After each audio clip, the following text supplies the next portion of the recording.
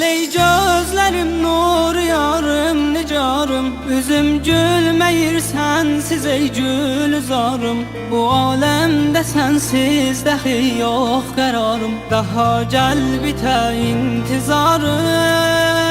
Gel ey gözlerim nur yarım nicarım, üzüm gülmeyir sensiz ey gülzarım. Bu alemde sensiz dahi yok kararım, daha gel bite intizarım.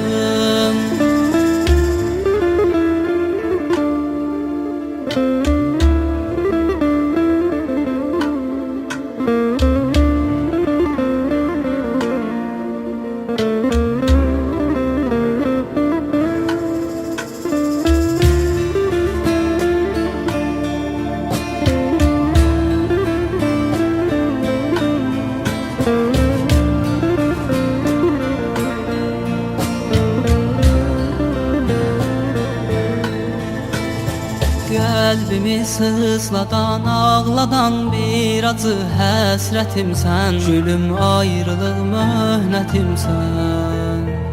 Saf məhəbbətlə bu yarəli qəlbimə zinətimsən. Yarım sevgidə qismətimsən.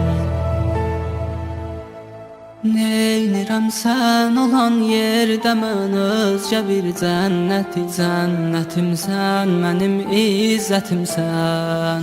Gəl ey gözlərim nur yarım nicarım, üzüm gülmeyir sensiz ey gülzarım. Bu alemde sensiz dahi yok kararım, daha gel bite intizarım. Gəl ey gözlerim nur yarım nicarım, üzüm gülmeyir sensiz ey gülzarım. Bu alemde sensiz dahi yok kararım, daha gel bite intizarım.